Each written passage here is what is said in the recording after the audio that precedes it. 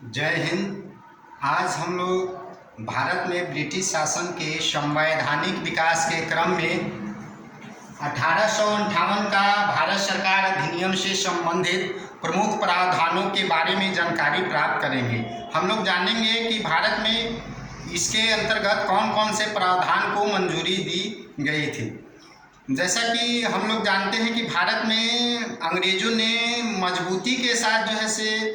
British साम्राज्यवादी शासन को विस्तारित किया और अपनी कायरता का भी परिचय दिया, लेकिन 1857 ईस्वी के विद्रोह के बाद भारतीयों ने ऐसा गदर मचाया कि ब्रिटिश साम्राज्य और ईस्ट इंडिया कंपनी के शासन का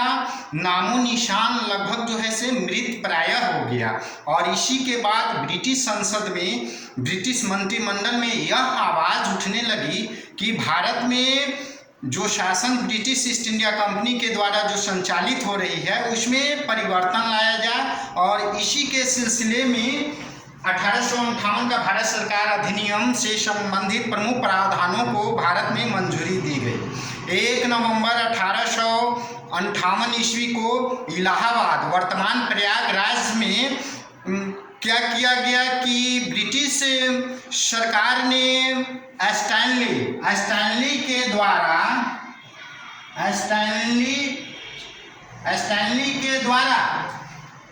घोषणा पत्र जो तैयार किया था उसको जो है से क्रियान्वयन के लिए जो है से मंजूरी जो है से प्रदान की। और इसके बाद यह भी बात उस दरबार में, शाही दरबार में रखा गया कि यदि भारतीयों के सामाजिक और धार्मिक मामले में यदि हस्तक्षेप किया जाएगा तो वह ब्रिटेन की तत्कालीन महारानी जो उस समय थी विक्टोरिया, तो महारानी विक्टोरिया की आज्ञा का उल्लंघन माना जाएगा। और इस प्रकार से जो है से वह घोषणा पत्र जो है से क्रियान्वयन में लाया गया। उसी समय ब्रिटेन में आम चुनाव संपन्न हुआ था और उसके बाद जो है से वहाँ पर पामस्टर्न प्रधानमंत्री बने थे। पामस्टर्न जो थे से ब्रिटेन के प्रधानमंत्री बने थे और उन्होंने कहा कि भारत में जो ब्रिटिश ईस्ट इंडिया कंपनी के द्वारा जो शासन का संचालन जो किया जा रहा है, जो शासन संचालित की जा रही है, उसे जो है से ब्रिटिश क्राउन के अंतर्गत निहित कर दिया जाए। तो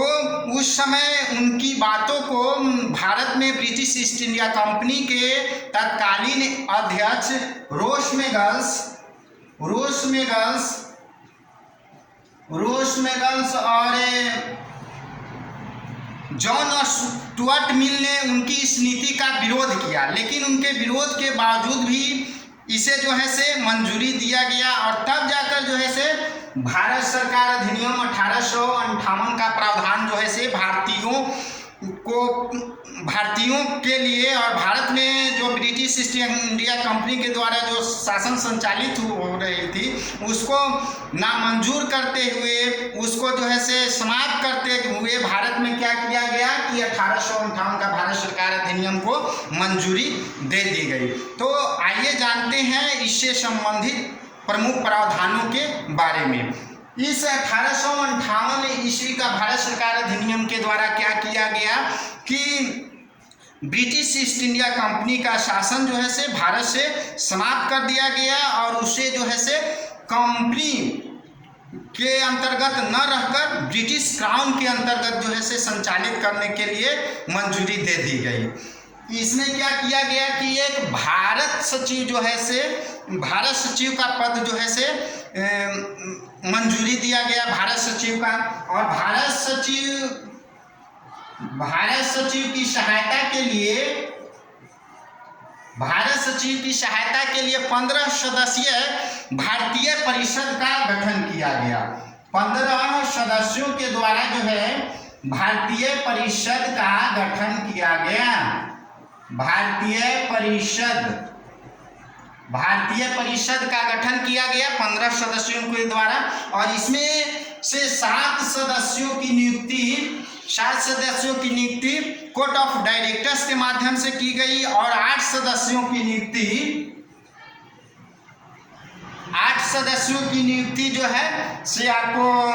ब्रिटिश सरकार के द्वारा की गई और उनमें से आधे सदस्यों के लिए यह बात लाई गई कि कम से कम वे भारत में 10 वर्ष रह चुके हों। इस प्रकार से भारतीय परिषद का गठन जो है से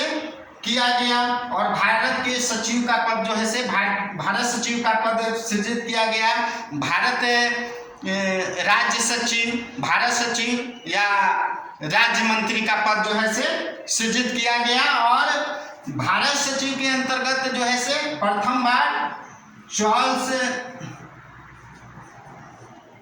चार्ल्स वुड को जो है से प्रथम राज्य मंत्री जो है से भारत में बनाया गया। इस अधिनियम के द्वारा क्या किया गया कि वायसराय का पद जो है से सृजित किया गया। वायसराय का पद जो है से सृजित किया गया और वायसराय जो है आपको जो है से क्या हुए कि वायसराय जो है से ब्रिटेन में जो उस समय जो क्राउन के अंतर्गत जो शासन संचालित हो रही थी तो उसको जो है वायसराय को राजमुकुट का प्रतिनिधि कहा गया। राजमुकुट का प्रतिनिधि कहा गया और वायसराय की नियुक्ति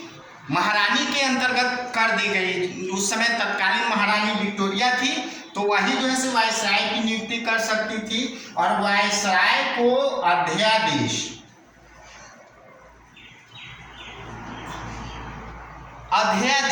जारी करने का जो है से अधिकार वायसराय को दिया गया और गवर्नर जनरल और वायसराय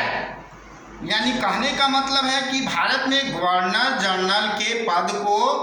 वायसराय के रूप में जो है से मंजूरी दिया गया और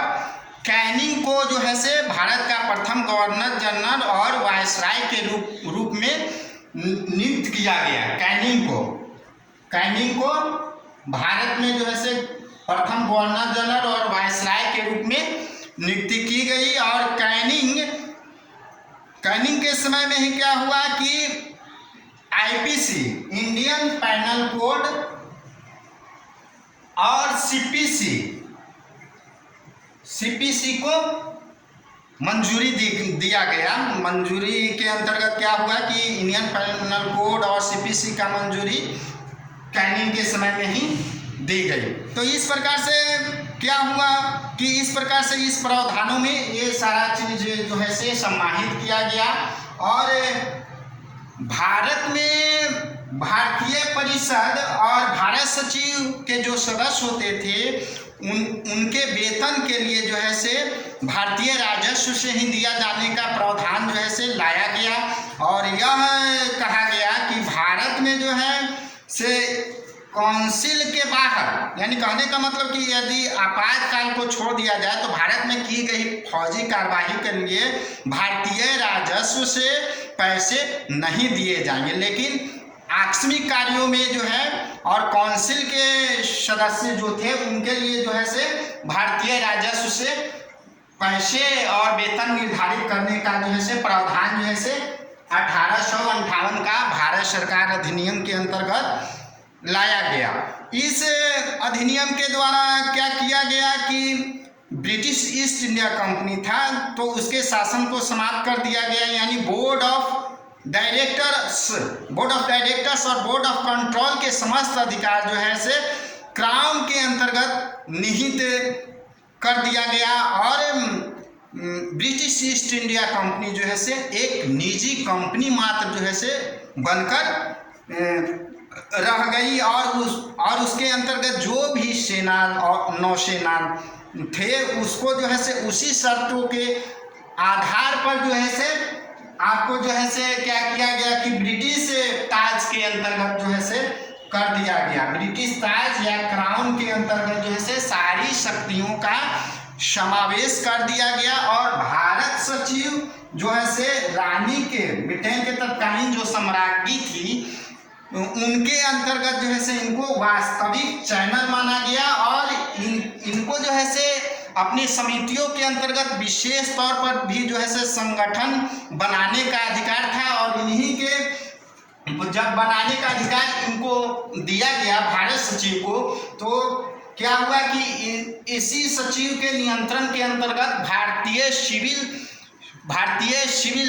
सेवा का भी गठन करने के लिए जो है से समिति बनाने के लिए बोला गया और भारतीय सिविल सेवा समिति का गठन किया गया। भारतीय सिविल सेवा भी इसी अधिनियम के द्वारा जो है से बनाने का प्रावधान जो है से लाया गया। और इस प्रकार से जो है से भारत सरकार 1858 का अधिनियम को भारत में लागू करने के लिए मंजूरी दी गई। लेकिन इस अधिनियम के अंतर्गत केवल गृह सरकार में ही जो है से परिवर्तन लाने का प्रावधान जो है से किया गया। लेकिन यह भी अधिनियम जो भारत सरकार 1858 का अधिनियम था, तो यह भी अधिनियम जो है से विशेष परिवर्तन जो है से भारत में नहीं कर सका। और भारतीय जो है से इस अधिनियम के प्रति भी अपना जो है से क्रांति और विरोध की भावना को जो है से हमेशा ही ज्वलंत बनाए रखे और समय समय पर ब्रिटिश सरकार जो है से अपना जो है से कायरता के अनुसार जो है से अपना प्रावधान जो है से भारतीयों के लिए जो है से लागू करने के लिए जो है से समाधान निकालने के लिए जो है से प्रयासरत जो है से ब्रिटिश सरकार रही। लेकिन उनको कभी भी सफलता नहीं मिली और अंततः हम लोगों ने 1947 ईस्वी में उनके सभी प्रावधानों को जो है से निरस्त कर दिया। और इस प्रकार से जो है से हमारा भारत सरकार अधिनियम को समाप्त करते हुए और हम लोगों ने अपने देश के जो है से कानून को जो है से पूर्ण रूप से जो है से आत्मा के रूप से जो है से स्वीकार किया। तो ये सारा था आपका जो है से भारत सरकार 1858 का अधिनियम जो ब्रिटेन की सरकार ने भारत में संवैधानिक विकास और बदलावों के तहत जो है से मंजूरी दी थी। लेकिन यह भी जो है से पूर्ण रूप से सफल भारतीयों के लिए जो है से नहीं रहा और ब्रिटेन के लिए भी नहीं रहा और उनकी प्रत्येक नीति का जो है से भारतीयों ने खुलकर विरोध किया। तो ये सारी जो बातें थी वह 1858 का भारत सरकार अधिनियम के अंतर्गत जो है से लाई गई थी।